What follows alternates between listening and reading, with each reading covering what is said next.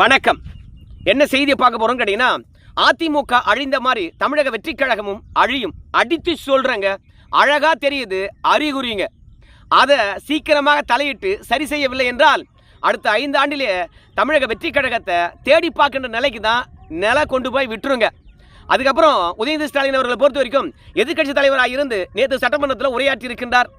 ஏன்னா சட்டமன்றம் தொடங்கினதுலேருந்து முடிகிற வரைக்கும் சபாநாயகர் அவர்கள் ஏப்பா எதிர்கட்சி தலைவர் பேசுறதுக்கு நம்ம நேரம் கொடுக்கணும்பா, எல்லாரும் உரையை சீக்கிரம் முடிங்கப்பா அப்படின்னு ஒவ்வொரு உறுப்பினரும் ஒவ்வொரு கட்சி தலைவரும் சட்டமன்றத்தில் எழுந்து பேசுகின்ற போதெல்லாம் சரி, அவங்களுக்கு போதிய நேரத்தை கொடுக்காம எதிர்கட்சி தலைவர் பேசணும்பா, அதுக்கான நேரம் ஒதுக்கி தரணும்பா, ஆனால் சீக்கிரம் முடிங்கப்பா அப்படின்னு சொல்லிட்டு எதிர்கட்சி தலைவர் தமிழகத்திலே இல்லாத இல்லை உலகத்திலே இல்லாத ஒரு பெரிய உரையாற்ற போவதாக ஐப்பு கொடுத்துக்கிட்டே இருந்தார்.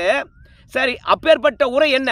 சட்டமன்றத்தில் உதயநிதி ஸ்டாலின் அவர்கள் ஆற்றிய உரையானது தமிழக மக்களுக்கு நன்மை பயக்கக்கூடியதாக இருக்கிறதா, இல்லை தவேக அரசாங்கத்துடைய தவறுகளை சுட்டி காட்டி இருக்கிறதா? அதுக்கு ராஜ்மோகன் அவர்கள் பார்த்தீங்கன்னா பதிலளித்தாரு. அதை எப்படி நம்ம பார்க்க வேண்டும், எல்லாவற்றையும் விரிவாக பார்க்கலாங்க. ஆனால் அதுக்கு முன்பாக இதுவரைக்கும் நம்ம சேனலை நீங்கள் சப்ஸ்கிரைப் பண்ணலன்னா மறக்காமல் சப்ஸ்கிரைப் பண்ணிக்கோங்க. ஏன் தெரியுமா, ஆளுங்கட்சியும் எதிர்த்து பேசணுமோ எதிர்கட்சியும் எதிர்த்து பேசுவோம். அதனால் உங்கள் சப்ஸ்கிரைப் மட்டும்தான் எனக்கு ஊக்கமளிக்கும். முதல்ல பிரேமலதா விஜயகாந்த்லேருந்து போகலாமா? ஏன்னா சட்டமன்றத்தில் அவங்க வர்றதே தன்னை தனித்து அடையாளப்படுத்திக் கொள்ள வேண்டும் என்பதற்காக வராங்க. கையில் எந்த பேப்பரும் இருக்காது. 2வது, மக்களுக்கு உருப்படியாக எதுவும் பேச மாட்டாங்க. 3வது, விஜயகாந்த் புகழ் பாடுவாங்க. 4வது, தன்னுடைய திறமையை பற்றி வெளிப்படுத்த வேண்டும் என்று முன்னிலைப்படுத்தி கொள்வாங்க. அந்த மாதிரி தான் நேற்று ஆளுநர் உரையை குறை சொன்னாங்க. ஆளுநர் பிற மாநிலத்துக்காரர் அப்படின்றது கூட புரிந்து கொள்ளாமல் தான் என்னவோ தமிழை நல்லா பேசுகிற மாதிரி மனசில் வச்சுக்கிட்டு ஆளுநர் உரையானது தேன் பாயில காதலை அதுக்கு பதிலாக ஈட்டி தான் பாய்ந்தது, நம்ம ஆளுநரை பொறுத்த வரைக்கும் உரையை தப்பாக படித்தார் அப்படின்றாங்க. இதெல்லாம் ஏற்றுக்கொள்ள விஷயமா? பிற மாநிலத்துக்காரர் தமிழ் தெரியாதவர் தமிழை ஆங்கிலத்தில் எப்படி படிப்பார்? தப்பாக தான் படிப்பார். ஆங்கில வார்த்தைகளை தப்பாக உச்சரித்தார் அப்படின்னு சொன்னால் அது ஒரு லாஜிக்கு. ஆனால் தமிழ் வார்த்தைகளை தப்பாக உச்சரித்தார் அப்படின்னு சொல்லும்போது எப்படி ஏற்றுக்கிறது? பிரேமலதா விஜயகாந்த் அவர்களுக்கு இந்த லாஜிக் கூட தெரியலையே. அவங்க வீட்டில் அவங்க ஆஃபீஸில் போய் பாருங்கள், எல்லாரும் தெலுங்கில் தான் பேசிக்குவாங்க. 2வது, தெலுங்கு பத்திரிகை மட்டும்தான் பிரேமலதா விஜயகாந்த் அவர்கள் படிப்பாங்க. இப்படி தெலுங்கே உருவாகி இருக்கக்கூடிய அவங்க தமிழை பேசுறது பொது வழியில் மட்டும்தான். சட்டமன்றத்திலேயாவது தமிழை சரியாக பேசுகிறாங்களா? தமிழ் என்ற வார்த்தையே வராது, தமிழு அப்படின்னுவாங்க, தமிழுக்கு அப்படின்னுவாங்க. இவங்க ஆளுநர் பேசுறத குறை சொன்னாங்க. 2வது, இந்த பன்னீர்செல்வத்தை பொறுத்த வரைக்கும் கட்சி மாறிட்டார். கட்சி மாறின பிறகும் எடப்பாடி பழனிசாமி மீது இருக்கக்கூடிய வன்மம் அவருக்கு தீரவே இல்லை. பிரேமலதா விஜயகாந்தை பொறுத்த வரைக்கும் டம்ளரில் தண்ணி கொடுக்குறீங்க, அந்த ஆளு கழுவுறாங்களோ இல்லையோ அதை அடிக்கடி தண்ணியை தந்து கொடுத்துட்றாங்கப்பா, அதனால் பாட்டிலில் கொடுத்துட்டு போகலாமே, எவ்வளவோ மாறி போச்சு, அதனால் பெட் பாட்டிலில் தண்ணி கொடுங்க அப்படின்னு கேட்டாங்க. உடனடியாக பன்னீர்செல்வத்தை பொறுத்த வரைக்கும் பெட் பாட்டிலில் தண்ணி கொடுத்தா அந்த பாட்டில் எடுத்து அடிப்பாங்க அப்படின்னு சொல்லிட்டு அதிமுக பொதுக்குழுவில் பன்னீர்செல்வத்தின் மீது பாட்டில் வீசுவது தொடர்பாக சொல்கிறாரு. அதாவது அந்த கட்சி மூலமாக 3 முறை முதலமைச்சர், அந்த கட்சிக்கு தலைவர், இன்னொரு கட்சியுடைய வாசலில் போய் காவல் இருந்து கட்சிக்குள்ளே சேர்ந்து விட்ட பிறகு வளர்த்து விட்ட கட்சியை சட்டமன்றத்தில் கேவலப்படுத்துகின்றாரா பன்னீர்செல்வம் தெரியல. அவரெல்லாம் திமுகவில் சேர்த்ததே பாவம். ஏன்னா அத்தனை பெரிய வளர்ச்சியை கொடுத்த அதிமுகவே குறை சொல்லுகின்றார் இந்த பன்னீர்செல்வம். ஆனால் திமுகவில் குறைந்தபட்சம் அமைச்சர் ஆவார், அதை தாண்டி வேறு இன்னும் ஆக மாட்டார். அது கூட அடுத்த முறை தேர்தலில் சீட்டு கொடுப்பாங்களா என்னன்னு தெரியாது. அப்படியே சீட்டு கொடுத்தா கூட அவரை சபாநாயகரை தான் ஆக்குவாங்கன்னு வச்சுக்கோங்களேன். இப்படி எட்ட முடியாத ஒரு உயரத்தில் கொண்டு போய் விட்ட அதிமுகவையும் 5 ஆண்டு காலம் நல்ல வெயிட்டான பதவியை எடப்பாடி ஆட்சியில் அனுபவிச்சு விட்டு அந்த எடப்பாடியும் குறை சொல்லுகின்ற அந்த பன்னீர்செல்வத்தெல்லாம் என்ன பண்ணுறதுன்னு தெரியல.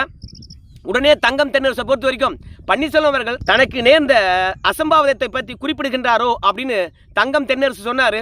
ஸோ இதற்காக சபாநாயகரிலிருந்து எதிர்கட்சி வரிசையில் இருந்து அப்புறம் பிரேமலதா விஜயகாந்திலிருந்து நம்ம முதலமைச்சர் வரைக்கும் சிரித்தாங்க. என்ன பெரிய காமெடின்னு தெரியல. 2வது, அணி மாறிய கட்சிக்கு துரோகம் பண்ண காமராஜர் அவர்கள் விஜய் அவர்களை புகழணுமா, அதுக்கு 7 முறை எழுந்தாராம். அதுக்கு அடிக்கடி குறுக்கிட்டு விட்டார்களாம். மக்கள் பிரச்சனையை பேசுறதுக்கு அவன் டைம் கேட்டுருக்கான். ஆனால் காமராஜர் எழுந்து 7 முறையும் வாய்ப்பு தராதனால அதை அவர் ஒரு சுவாரஸ்யமாக சொல்லிட்டாராம். அதுக்கு சிரிக்கிறாங்களாம். ஏப்பா, இந்த சட்டப்பேரவையானது அவ்வளோ இறுக்கமாக இருக்குது. பன்னீர்செல்வம் சொன்னதுக்கெல்லாம் சிரிக்கிறதும், காமராஜ் அவர்கள் 7 முறைக்கு மேலே எழுந்துட்டேன், 8வது முறை என்னை உட்கார வைக்கிறீங்களே அப்படின்னு சொன்னதுக்கு சிரிக்கிறீங்களே, இதெல்லாம் ஒரு நகைச்சுவையா? மக்கள் இவங்களெல்லாம் பார்த்து எதுக்கு ஓட்டு போட்டோம் என்ற எண்ணம் மட்டும்தான் அவங்களுக்குள்ளே இருக்குது. ரெண்டாவது, சட்டப்பேரவை நடந்து அத்தனையும் பேசுறதுக்கு முன்பாக இந்த தவேகா எப்படி அழிய போகுது அப்படின்ற விஷயத்தை நான் சொல்லி போகிறேன். ஏன்னா ரொம்ப ஆவலாக இருக்கிறீங்க. அதாவது அதிமுக தான் வந்து பார்த்தீங்கன்னா ஆட்சி இருக்கின்ற போது தலைமையை குளிர்விக்க வேண்டும் என்பதற்காக ஓவராக புகழ்ந்து தள்ளுவாங்க. ஏன்னா தலைமை மனசு வச்சாதான் சீட்டு கிடைக்கும். அதே மாதிரி தவேகாவிலும் இப்போது நடக்குதுங்க. ஏன்னா நேற்று பத்திரிகையில் பார்த்தீங்களா, டிவியில் பார்த்தீங்களா, விளம்பரங்கள் முதல் பக்கத்தில், அதுலேயும் பத்திரிகையில் செய்தியே வரல, வெறும் விளம்பரம் மட்டும்தான் வந்தது.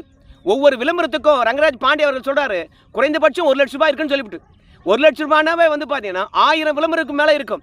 அப்போ இத்தனை கோடி ரூபாயை வந்து தமிழக வெற்றி கழகத்துக்காரங்க கொட்டி செலவு பண்ணுறாங்கன்னா எங்கிருந்து சம்பாதிக்க போகிறாங்க? ஊழலை ஒழிக்க போகிறோம், ஊழலை ஒழிச்சிட்டோம் அப்படின்னு பேசுகின்ற தவேக அமைச்சர்களும் முதலமைச்சரும் நேற்று பத்திரிகையில் வந்த விளம்பரத்துக்கு அவ்வளோ தூரம் செலவு செஞ்சு விட்டு சும்மா போய் ஈரத்துணியை வயிற்றில் கட்டிக்கிட்டு பத்துக்குவாங்களா? அப்போது செலவு பண்ணவங்க சம்பாதிப்பாங்க இல்லையா?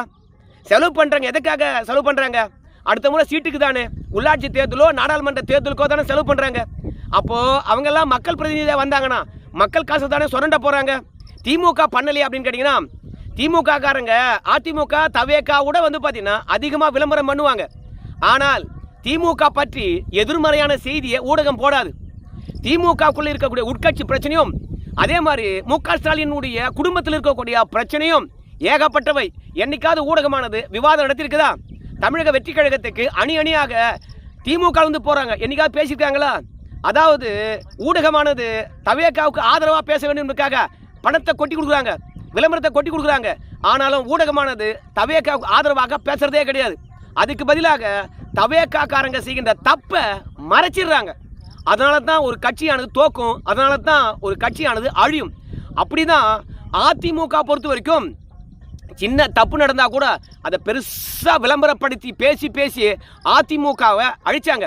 உட்கட்சி பிரச்சனையை பெருசாக விவாத பொருளாக்கி அதை அழிச்சாங்க. ஆனால் இன்னைக்கு திமுக எப்படி தோத்துது? அந்த ஆட்சியினுடைய தவறுகளை மறைச்சாங்க. இப்போ தவேகாவுடைய ஆட்சியில் நடக்கக்கூடிய தவறுகளை ஊடகம் மறைக்குது. அதனாலேயே நிச்சயமாக தோக்கும். தோத்த உடனே அந்த கட்சியில் உட்கட்சி பூசலானது அதிகரிக்கும். ரெண்டாவது, தமிழக வெற்றி கழகத்தில் இருக்கக்கூடியவங்க மிகப்பெரிய தவறு பண்ணுறாங்க. என்ன தெரியுமா? எங்கோ ஒரு ஒன்றிய செயலாளர் பள்ளிக்கூடத்தில் போய் ஃபோட்டோவை மாட்ட பார்த்தாரு, அதனால் கட்சி விட்டே நீக்கிட்டோம் அப்படின்னு பெருமைப்பட பேசுகின்ற இந்த தமிழக வெற்றி கழகம் நேற்று பிறந்தநாள் விழா போக்குவரத்து எல்லாம் க்ளோஸ் பண்ணிவிட்டு பட்டாசு வெடித்தாங்க. பொதுமக்கள் என்ன நினைப்பாங்க? திமுகவுக்கும் தவேகாவுக்கும் என்ன வேறுபாடுன்னு கேட்பாங்களா இல்லையா? அது மட்டும் கிடையாது, பள்ளி பிள்ளைகளை வந்து பார்த்தீங்கன்னா பாட்டு பாட வைக்கிறாங்கப்பா, விஜய் பாட்டு. ஸோ இதெல்லாம் வந்து பெற்றோர் என்ன நினைப்பாங்க? தமிழ்த்தாழ் வாழ்த்தோ கடவுள் வாழ்த்தோ பாட வேண்டிய பிள்ளைகள் வந்து விஜய் அவர்களுடைய சினிமா பாடலை பாட வைக்கிறாங்க. என்ன கொடுமை இது! அது மட்டும் இல்லை, உயர்கல்வித்துறை அமைச்சிருக்காரு, அவர் குத்துப்பாட்டுக்கு விஜய் அவர்கள் பிறந்தநாள் விழாவில் டான்ஸ் போகிறார். அதையை தாண்டி மராத்தான் ரேஸ் ஓடுறாங்க. அதில் பெண் குழந்தைகளை பொறுத்த வரைக்கும் ஆஃப்டர் ஹவுஸ் போட்டுட்டு இருக்குது, ஆனால் காலை பிடிச்சி தடவுறாரு. இது பெரிய சர்ச்சையாக இருக்குது. மொத்தத்தில் நம்மளை பொறுத்த வரைக்கும் அமைச்சர் பெருமக்களும் சரி, தவேகா நிர்வாகிகளும் சரி, கொஞ்ச நெஞ்ச அநியாயங்கள் பண்ணவே இல்லைங்க. அதுக்கப்புறம் தமிழகத்தில் இருக்கின்ற முதலீடுகள் வந்து வெளி மாநிலத்துக்கு போயிட்டே இருக்குது. அதை பற்றி விஜய் அவர்கள் பேசுகிற மாதிரி தெரியல. ரெண்டாவது, நேற்று உதயநிதி ஸ்டாலின் தன்னுடைய உரையில் வெளி மாநிலத்துக்கு போகக்கூடிய தொழில் வாய்ப்புகளை பற்றியோ முதலீடுகளை பற்றியோ அவரும் பேசுகிற மாதிரி தெரியல. அதனால் தமிழகமானது பெரிய பின்னடைவை நோக்கி போயிட்டு இருக்குது. அது கலாச்சாரமாக இருக்கலாம், ரெண்டாவது பள்ளி பிள்ளைகளுக்கு நடக்கக்கூடிய அநியாயங்களாக இருக்கலாம், மூன்றாவது ஊழலை இப்பொழுது தவேகாக்காரங்க ஆரம்பிச்சதாக இருக்கலாம், ஐந்தாவது தமிழக ஆட்சியாளர்கள் வந்து சரியாக ஆட்சி செய்யாததுனால இன்னும் கூட போதைப்பொருள் விற்பனையும் பாலியல் வன்புணர்களும் அதிகரித்திருக்கிறது. ஸோ அதையெல்லாம் ஊடகமானது இப்போது பேசுவது கிடையாது.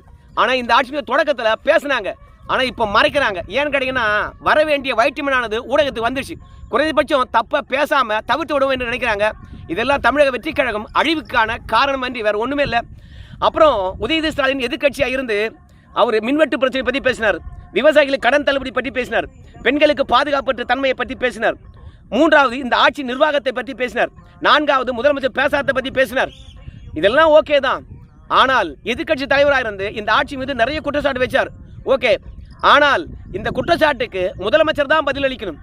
ஆனால் நேற்று சட்டமன்றமானது முடிஞ்சு போய்விட்டது என்று சபாநாயகர் அறிவித்த பிறகு அந்த அறிவிப்பை தளர்த்தி எதுக்கு ராஜ்மோகன் அவர்களுக்கு பேசுறதுக்கான அனுமதி கொடுத்தாருன்னு தெரியல. இது சட்ட விதிமீறல். அப்படிதான் எடப்பாடி பழனிசாமியை பொறுத்த வரைக்கும் நீங்கள் ஒரு தீர்மானத்தை கொண்டு வரீங்க, அந்த தீர்மானம் கொண்டு வரதுக்கு முன்பாக அனைத்து கட்சி கூட்டத்தை கூட்டணுமா இல்லையா? கடந்த காலங்களில் அப்படி தானே கூட்டினாங்க. இப்போ கர்நாடகாவில் ஒரு தீர்மானம் கொண்டு வராங்க. அனைத்து கட்சி கூட்டத்தை கூட்டுறாங்களா இல்லையா? என்ன தீர்மானம், எதற்காக இந்த தீர்மானம், நம்ம ஏன் ஒருமித்த குரலுடன் அதை ஆதரிக்கணும் அப்படின்னு சொல்லிட்டு கர்நாடகாவில் ஒரு தீர்மானம் கொண்டு வந்தா அதை அனைத்து கட்சியும் கூட்டி முடிவெடுக்கிறாங்க இல்லையா? அந்த மாதிரி முடிவெடுத்தீங்களா? ஒரு திருத்தம் கொண்டு வரீங்க, அனைத்து கட்சி கூட்டினீங்களா? அந்த திருத்தம் எதுக்கு என்று சொன்னீங்களா? நீங்கள் சட்டமன்றத்தில் வந்து திருத்தத்தை அப்படியே ஏற்றுக்கிட்டீங்க. இந்த மாதிரி பிரச்சனையெல்லாம் வந்து பார்த்தீங்கன்னா மக்களுடைய உரிமையை மீறுவது போல இருக்குது. அதனால் சட்டமன்றத்தில் உரிமை மீறல் பிரச்சனை கொண்டு வந்தார். ஆனால் எடப்பாடி பழனிசாமி பேச விட்டீங்களா? இல்லை எடப்பாடி பழனிசாமி எதிர்ப்பு தெரிவிக்கின்றார், அதையாவது வந்து பார்த்தீங்கன்னா ஊடகத்தில் காட்டினீங்களா? இல்லை அவர் பேசுகிறார் ஆக்கப்பூர்வமாக, ஊடகத்தில் காட்டினீங்களா? அப்போது அதிமுக பற்றியும் எடப்பாடி பழனிசாமி பற்றியும் இந்த தமிழக வெற்றி கழகத்துக்காரங்க என்ன நினச்சிருக்காங்க? அவர் ஒரு ஆளே கிடையாது, அது ஒரு கட்சியே கிடையாது அப்படின்னு ஒரு நினைப்பா? இல்லை எடப்பாடி பழனிசாமியை பொறுத்த வரைக்கும் பேசுறதை காட்டினோம்னா அவருக்கு ஸ்கோர் பண்ணிடுவார் அப்படின்றதுனால தொடர்நடுங்கி காரணமாக அதை காட்டவே இல்லையா? எடப்பாடி பழனிசாமி எதிர்ப்பு தெரிவிக்கின்றார் என்றால், அவர் அராஜகத்தில் ஈடுபடுகின்றார் என்றால் நீங்கள் மக்களிடையே காட்டலாம், இல்லை சபாநாயகரே காட்டுறீங்க. இதுதான் நேரலையா? மொத்தத்தில் நேற்று உதயநிதி ஸ்டாலின் அவர்கள் பேசினதும் அதுக்கு ராஜ்மோகன் அவர்கள் வந்து பதில் சொன்னதும் என்னை பொறுத்த வரைக்கும் முழுக்க முழுக்க ஏதாவது ஒரு ஊடகத்தில் உட்காந்து விவாதம் நடத்துகிற மாதிரி இருந்தது. மொத்தத்தில் இந்த சோபா மாடல்னு சொல்கிறாங்கல்ல, அது மக்கள் எழுப்புகின்ற குரல், திமுக எழுப்புகின்ற குரல் கிடையாது. மக்களுக்கு தெளிவுபடுத்த வேண்டும். ஆனால் ராஜ்மோகனை பொறுத்த வரைக்கும் அரசியல் ரீதியாக பதில் சொல்லிட்டு போகிறார். என்ன பதில்? எங்கள் ஆட்சியில் பொறுத்த வரைக்கும் யாருக்கும் பிளாஸ்டிக் சேர் கொடுக்க மாட்டோம், சோபாவில் தான் உட்கார வச்சு கொடுப்போம் அப்படின்னு. எதிர்கட்சி தலைவர் பேசுனதில் ஒன்றுமே இல்லையா? கீழே போட்டு போகணுமா?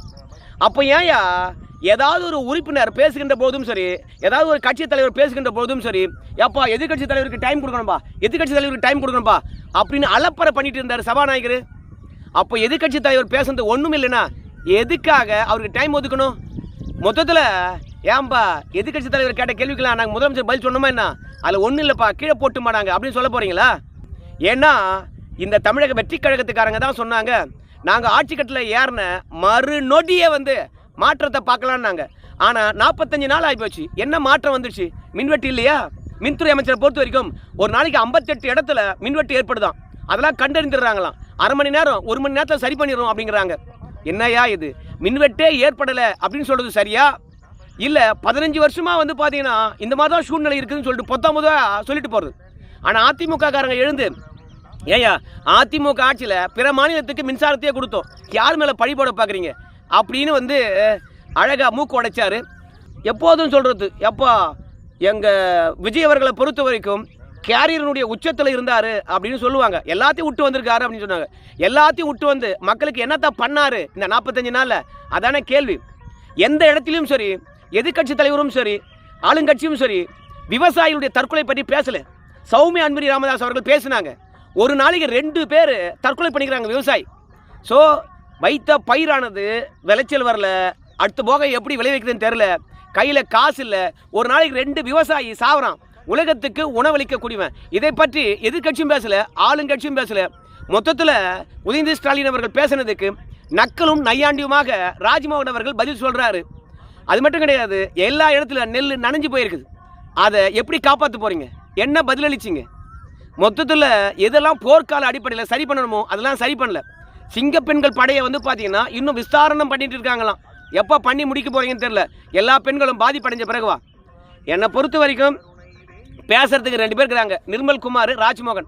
அவங்க எல்லாத்தையும் பார்த்துக்குவாங்கன்னு சொல்லிட்டு முதலமைச்சர் சட்டமன்றத்தில் உறங்குவதும் மௌனமாக இருப்பதும் இந்த ஆட்சிக்கு சரியில்லை. நம்ம பெரிய பெரிய வின்டன் சர்ச்சில் போன்றவங்களாம் சொல்லுவாங்க, ஒரு கோமாளி அரசவைக்கு போனால் அரசவையானது அது கோமாளியினுடைய கூடாரமாகத்தான் மாறும், அது அரசவையாக இருக்காதுன்னு சொன்னாங்களே. அந்த மாதிரி தான் இன்றைக்கி விஜய் அவர்கள் ஆட்சி கட்டில் ஏறின பிறகு தமிழகம் எங்கும் வந்து அவங்களுடைய தொண்டர்களும் நிர்வாகிகளும் மாணவர்களை தொல்லை பண்ணுறாங்க, இல்லை மக்களை தொல்லை பண்ணுறாங்க.